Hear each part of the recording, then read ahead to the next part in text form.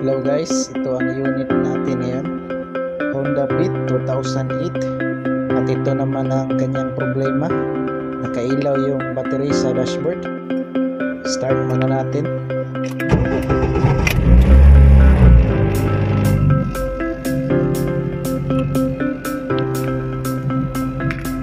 So ayan guys, nakailaw nga.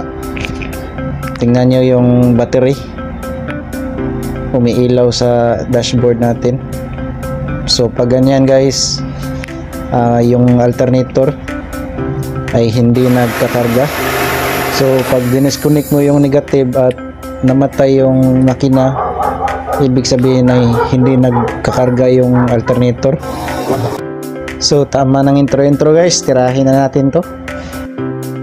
Ayan, tinanggal-tanggal na ni Boss JR. Kumamang-kamang na siya sa ilalim ng sasakyan.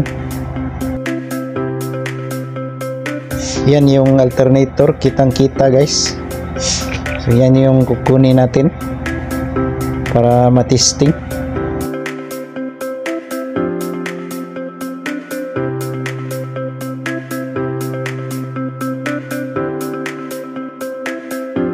Yan, natanggal na guys. So pinaikot-ikot muna ni Boss JR katulad ng ginawa niya sa iyo. Ayan, binungkag-bungkag muna namin para malaman natin kung ano yung problema niya sa loob.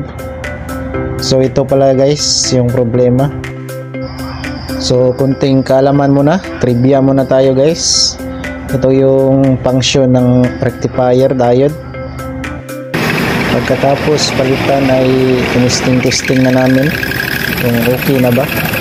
So ayan, okay na, nag-charge na yung alternator. So install muna natin at magkakwento kami. So yung rectifier pala ay siya yung nagko-convert ng alternating current into direct current para stable yung kurente na kaniyang mapoproduce. Fast forward, start muna natin. So kita nyo na nawala na yung battery na indicator. So meaning is nagkakarga na yung alternator natin. So ibig sabihin yan ay magkakapira na naman tayo dahil naayos natin at successful ang ating troubleshooting.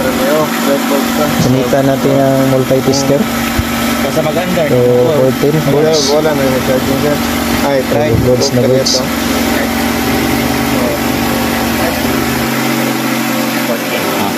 Maraming salamat sa panonood guys. God bless.